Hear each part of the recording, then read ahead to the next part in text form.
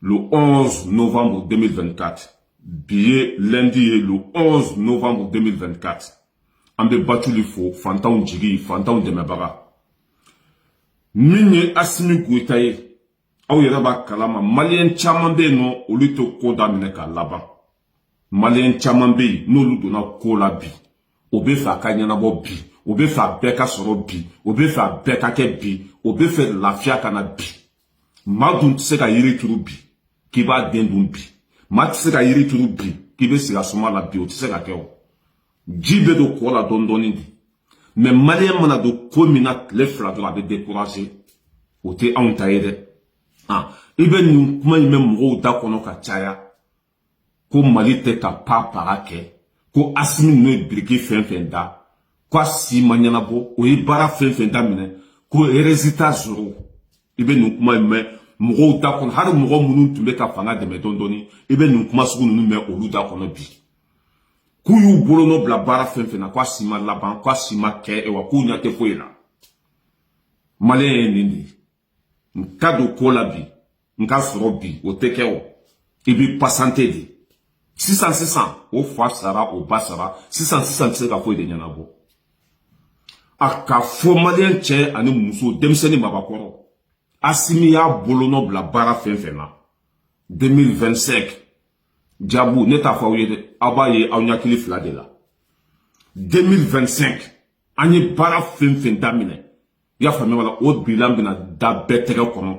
Wa c'est que ni mɔgɔ min fana ma da la, i bɛ taa min ye centre de panneaux solaires, a vidéo bɛ ne kun yan o. Caman kɛra a yɔrɔ la. A bɛ ɲini ka ban yɛrɛ. Min ye sɔrɔsiw ka dɔgɔtɔrɔso ye. Dɔgɔtɔrɔso min ni sɔrɔsiw banana n'u bɛ taa furakɛ ye, o yɛrɛ tɔ man ca tuguni, o bantɔ la ko. An tɛ kuma dɛ.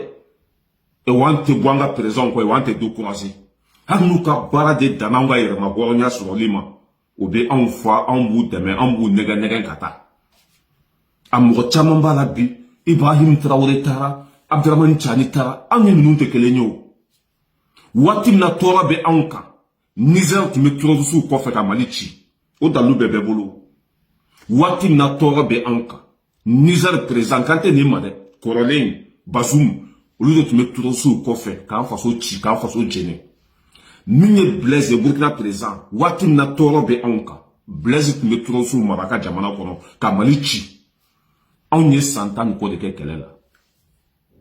San 10 ko an y'o de kɛ terrorisiw kɛlɛ la. An ni Burkina tɛ se ka kɛ kelen ye. Parce que anw sɛgɛnna, anw ɲanina, wari min sɔnna anw bolo, a ma sɔn Burkina kɔnɔ. Fasoden jugu min bɛ an ka jamana kɔnɔ a tɛ Burkina.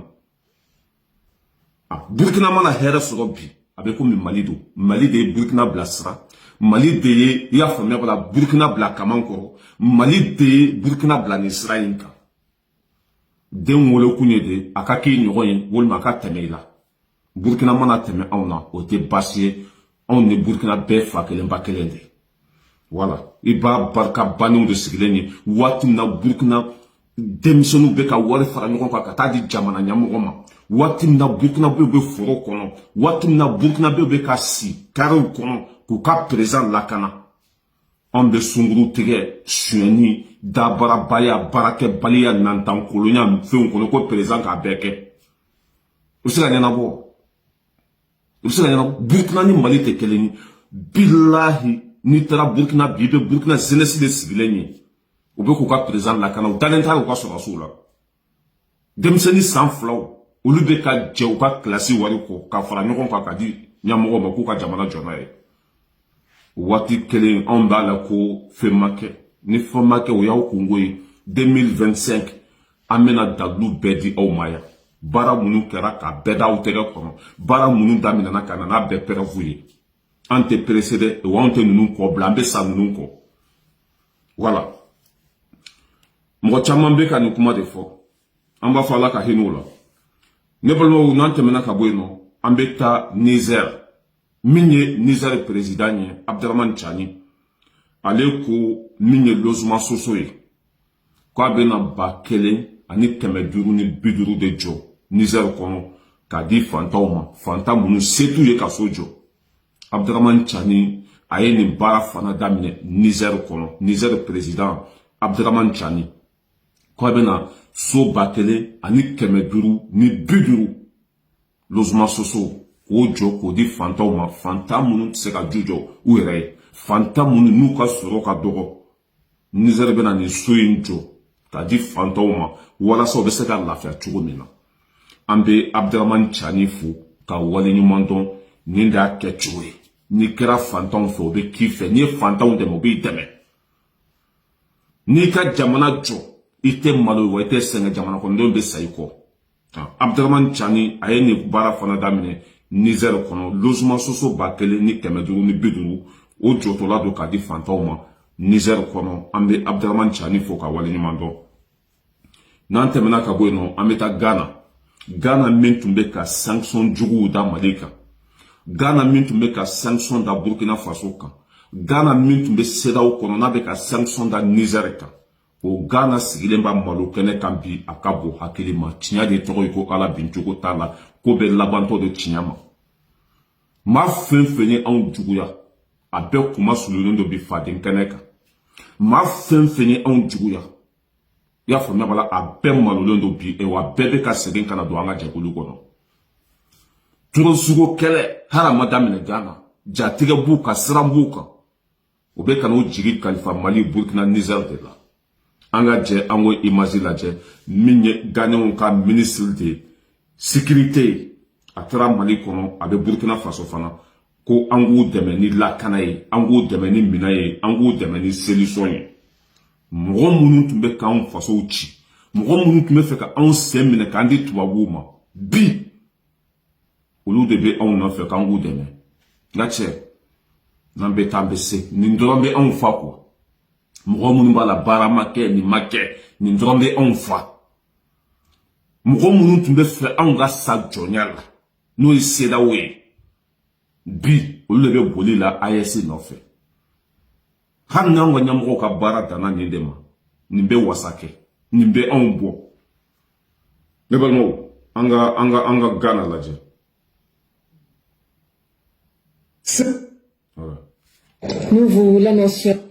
Nous vous l'annoncions, le Ghana est disposé à soutenir le Mali dans la lutte contre le terrorisme. Le sujet est évoqué au cours d'une séance de travail sur place au Mali qui a réuni les ministres chargés de la sécurité des deux pays. L'ordre du jour est aussi marqué par le point de la coopération entre le Ghana et le Mali. On en parle avec notre confrère de l'ORTN, Tamsir Diabaté. Le terrorisme, la nébuleuse, le Mali s'est tracé la voie afin de lutter efficacement contre ces fléaux. À la lumière de nombreuses victoires que les forces armées maliennes enregistrent au quotidien, inspirent d'autres pays. Le Ghana, par la voix de son ministre en charge de la sécurité nationale, est venu réaffirmer le soutien de son pays aux autorités maliennes dans la lutte contre le terrorisme. So many years ago, Trois de nos présidents ont eu l'idée de se mettre ensemble pour former ce qui a été connu comme l'Union Ghana-Guinée-Mali face à l'impérialisme, au colonialisme, etc. Nous avons des solutions. On met les canaux comme foya. Pour union fait la force. Ni fera fina bekera kele ni jugu tisse. Aw de tumbe to wabu ko comme wulu. Bi ou siglembo malo keneka. Kanga ke kele ko ka tulu suko keleke. On yen ni fo bi la côté. Aw munun tumbe to wabu ko comme wulu. Billahi fembe yele awla nyinte femme da kono no maka kwa fene makotu moria to wabu te mo ofe buka intérêt de fait to wabu makote mo kola buka sa ko buka intérêt de fait anya ni fo tugo ba barka bani nu ya mena ha ou denflay en munu ni ambe ro mini uluto yi ambe femme na to la ulu ni to kola asisa uka globe ko bla dondoni ou beka bolika na mali kono ko lu bande me to so kala la anga nyogon de anga tege de nyoma anga fara nyogon ka n'aw tinye nin kɛ depuis kuna seni tɔɔrɔ tun tɛ bonya ka se nin ma n'an ka taa n'an bɛ taa an bɛ se an bɛ fɛn fɛn fɔ ala ta dɔ ye a bɛɛ bɛ laban ka kumaw de la yan a bɛɛ bɛ labanw ta la yan Ghana de tun bɛ CEDEAO ɲɛfɛ ka sanction da Mali kan walasa tubabuw bɛ se k'u sago sɔrɔ anw na cogo min na Ghana de tun bɛ CEDEAO ɲɛfɛ ka sanction juguw ta k'u da anw ka jamanaw kan bi olu de bɛ boli la anw nɔfɛ n'an bɛ taa an bɛ se ne balimaw an bɛ tɛmɛ ka bɔ yen nɔ an bɛ taa Burkina Faso min ye Burkina Faso ye depuis 5 milliards minɛna Burkina population bɛɛ diminen don a bɛɛ b'a sen kan, a bɛɛ kɛra garde corps ye, a bɛɛ bɛ ka siya faamuya b'a la carré kɔnɔnaw la, a bɛɛ bɛ ka présence sécurisée bi a ka bon hakili ma. Burkina Faso population depuis nin wari hakɛ in yera ko Ibrahim Traoré ka fanga ka tiɲɛ, ka Ibrahim Traoré ka fanga déstabiliser. Nga cɛ Burkina population cɛ fɔra muso ka denmisɛnnin mabakɔrɔ. Nga cɛ a bɛɛ bɛ ka siri kɔnɔ, a bɛɛ bɛ ka tilenri kɔnɔ, a bɛɛ bɛ ka président lakana bi. Parce que ni président y'a kɛ jamana ye ten. O ko fɛn min ye Blaise sɔrɔ, ni Ala na kira sɔnna, o tɛ Ibrahim Traoré sɔrɔ. Ni bɛ se Ibrahim Traoré ma, i bɛ tagama olu Burkina population de sugu kan fɔlɔ, ka sɔrɔ ka se Ibrahim Traoré ma. Nga cɛ dusu bɛ Burkina bɛ kɔnɔ, a ka bon hakili ma. Hali bi an b'a fɔ u ka population ye, u ka courage ta, u k'u cɛsiri, sinon jugu b'a nɔfɛ dɛ. Jugu b'a nɔfɛ. An ka jɛ an ka Burkina dɔw lamɛn. A y'aw cɛsiri dɛ, a y'aw cɛsiri. O bɛ an nɔfɛ yɛrɛ yɛrɛ de. Bilahi n'u ma dɛsɛ, o b'an ka nan bɔ. Ala dun t'u n'u sago kɛ. A y'aw cɛsiri dɛ Burkina Faso.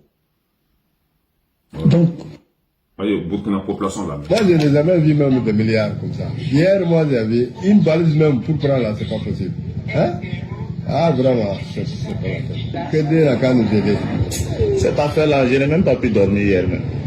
Comment se fait-il que les autorités sont en train de lutter pour nous sortir de cette crise-là et qu'il y a d'autres personnes qui ont le culot même d'aller faire ce genre de trucs-là? Sincèrement, il ne faut même pas les pardonner. D'où vient cet argent-là? Qui les a fournis? Qu'est-ce qu'il veut au Burkina Faso? Tu as essayé une première fois, ça n'a pas réussi. Deuxième fois, ça n'a pas réussi. Mais il faut laisser.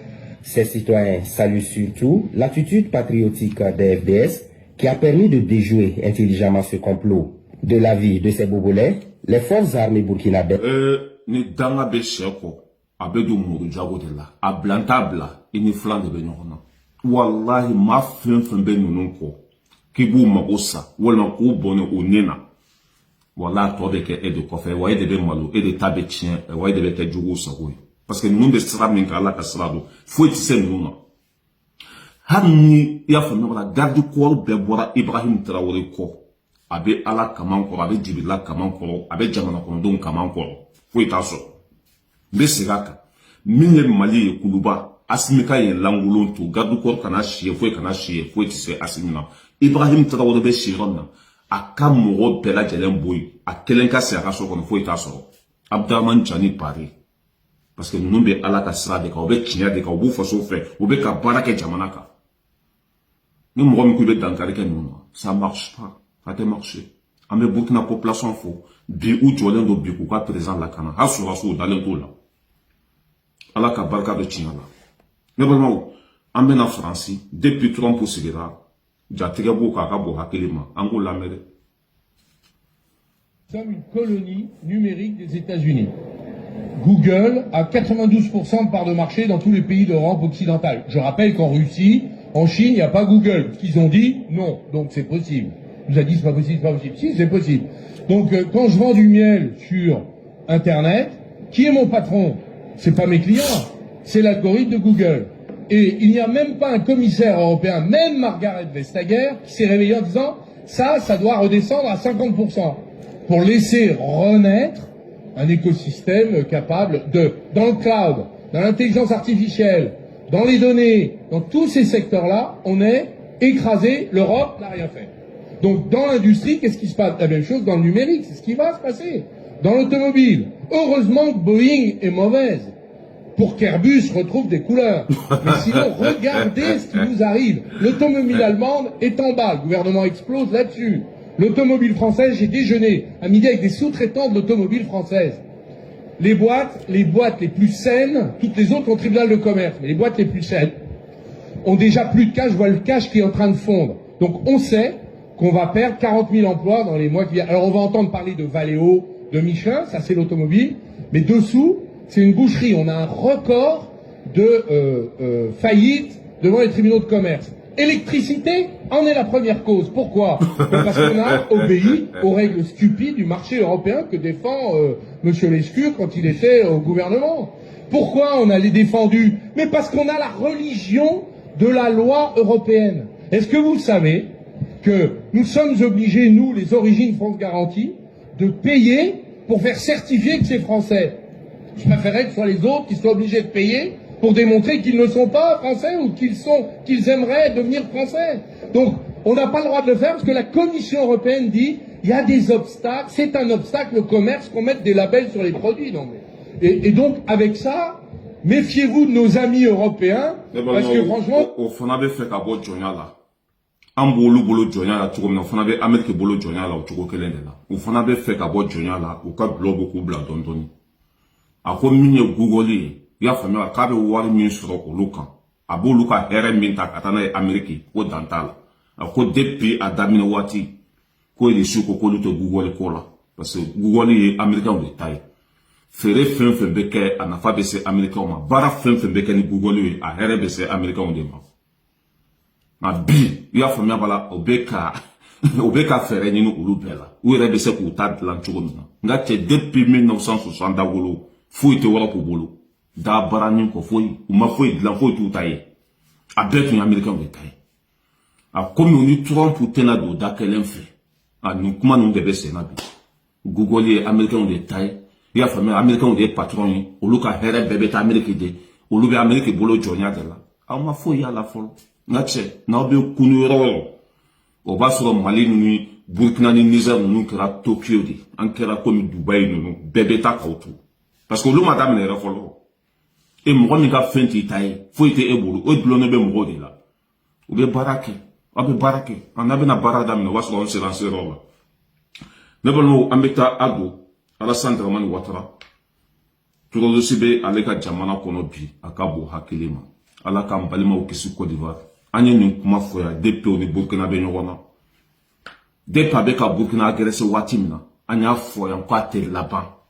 Ni Burkina bɛ ye terroriste gɛn o bɛ taa furakɛ Côte d'Ivoire o bɛ taa dumuni kɛ Côte d'Ivoire o bɛ t'u min Côte d'Ivoire o tɛ maga terroriste la bi terroriste bɛ Côte d'Ivoire nka cɛ a ye kɛlɛkɛminɛn lajɛ dɛ ni ninnu minɛna Côte d'Ivoire a y'a lajɛ dɛ. On n'a pas besoin. Non mais c'est non ko farafinna an bɛ kunu nin bɛɛ kɔfɛ a y'a lajɛ dɛ nin bɛɛ yera Côte d'Ivoire de nin bɛɛ minɛna Côte d'Ivoire maintenant an ɲɛ b'a la. Nin bɛɛ bɛ Côte d'Ivoire de kɔnɔ minan jugu bɛ Côte d'Ivoire kɔnɔ bi hali a ɲɔgɔn tɛ Syrie a ɲɛ b'a la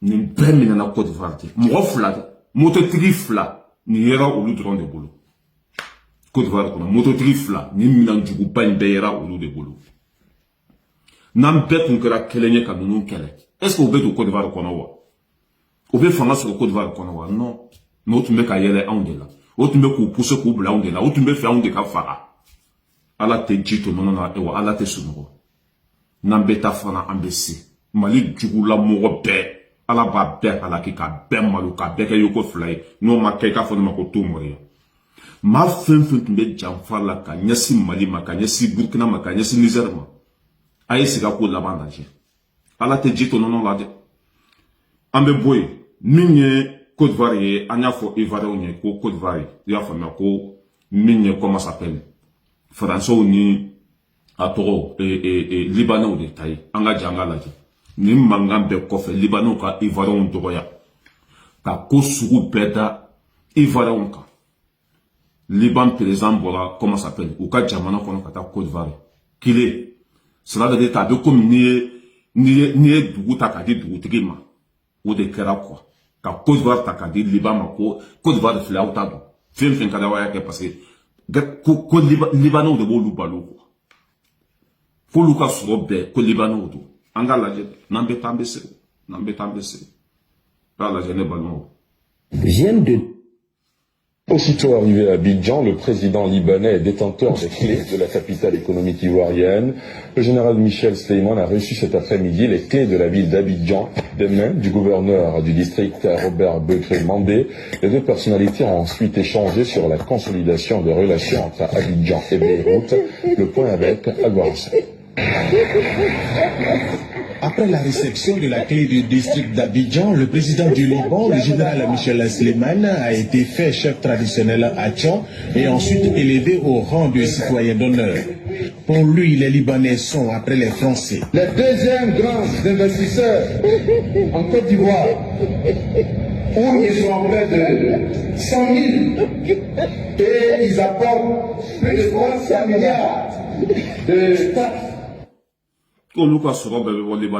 Sans Libanais, Côte d'Ivoire n'est pas pareil.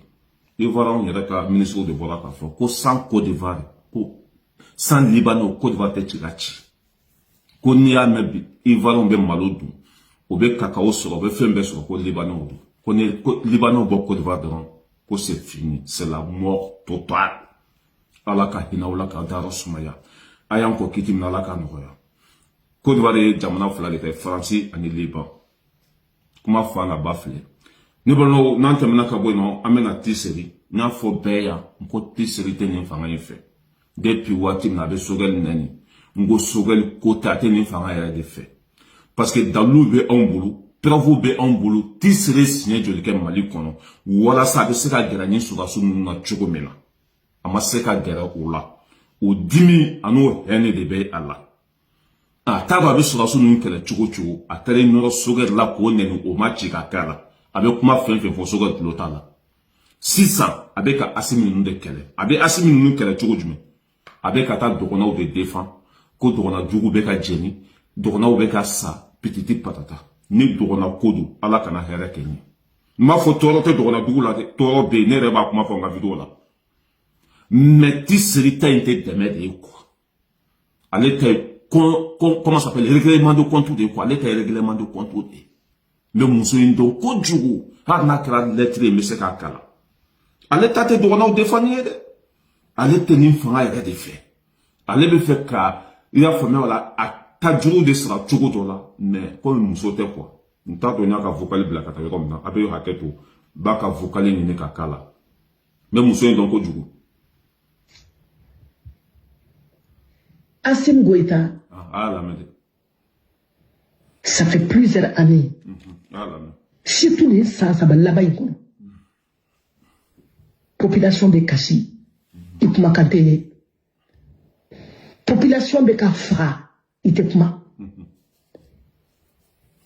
Dougou Bekati, Itekuma, Bi, Moro Beka Kouleko Banyangara. Parce que on m'a payé bengaye de que sinon ça fait des années population de couler là banyangara kelente nere fadugu balanara atmali fambe a majorité be insécurité ba bela jeli na nere fadugu mo tsekata imbi a fadugu emi cause des terroristes mo couler là ka décès asinte un mot placé ka communiquer ka décès atame ko abe bangaye kala ka bangame kala video mani munu fana be tekara fola no fe olu fana bangaye kala ka bangame kala jamana be ka free an kulela ka dese ni kulela u be galon tige ka daila ko u ka video mani be boko faransi de ya awblala ko politicien ya awblala mina kuma do fiye Assimi fana e baramadi Zana de doka fiye de description de doka fiye fanga e baramadi. Baramadi siki gakulu saba de sanfɛ. Mande. O gakulu saba. O ye population. Donso ani armée. Parce que an be terrorisme ko kɛlɛ de la, an be guerre de la. E ka fanga a sigilen do gakulu saba in de sanfɛ. Mbe aw hakili jigi dati la. Saringa doka wala wala billet samedi le 9 novembre 2024 mbe bombe ala fo masauka masa ale munye biyira ne aula Assimi Goïta nya fiye chogo mina fanga ye gakulu sabadi mande en fait barama be sigi gakulu sabadi sanfé fanga sigi le menye sabadi ka wala sa video kana janya kaira aula ka fo Assimi kele todo furata la de abe sande le bonya fawi ngoni be Assimi kele aba kele de abe Assimi kele ni Mali ko de nin taye ala kana ni ma deli ka ke Mali refe ni te Mali refe mo mi hade Mali nationalité ta bolo ni te Mali refe ya famela ni be placer de ronde fait ni ta bi ka placer dama do na dugu tede Mali bebe chi na kuma ne ka foni ma ko to moria wo mani Mali di ne ma na ma fere ka foni ma ko to moria Mali ko te ambe nyoko ton mais atisika asimi nunu kele faut ka kati blon yoro do de la rasbati musomado ana rasbati be combat dam ne ñon fe rasbati de akala Mali ko tere ko fo bela cheleni ak dogona munu be ka vidéo partager don do la be na ne ka chinada ani mo sima je na je la bana folate ani mo sima je na je la bana te ninde kuma sugu be fo be kamaya ka tla ka ta Dominique akasu ninde kuma sugu be fo be kama ka tla ka ta campagne kay ya famia bala Aubervilliers au kera yawo mais nambe tambese nin tapte Mali ko e woni te dogona were fa te dogona udon ara fule ka fo kwa ka dugo yoro me nara ate nara yoro yere do aka dugo e ba wonu abe ba wonu de anambe ale ka dugo nanga dugo ibe se ka ta me sena Mali ko tere règlement de compte do tra place ni sur la sunu na wati place ma so o kele de bese mais nambe tambese dondola ni mena kuma fo asmima min ka duguni be ka tay abasira kan kana ngale de tumbala ya asmi kan sogeli mani abule maiga kan sogeli mani bi sogeli ko kuma ba da kono tuguni ya anyasi nembe asmi nunu de ma ne ninde ye amena wo me ko mi mo ko ba kuma surku bodu na be ko abe je na be tambese nan ko nan danyasi mo ma ko amai de na kan wallahi ante bi aka anta dogola parce que billahi ampebe saka ampebe sa ka kena ko make ko ni dun sara ye min kay bo de sallallahu ante bi mo sika ambe mo jogo de fawni mo hata ma de ray mini amena de dawo te ko abana sekina ko na re ki fo ko wali mo do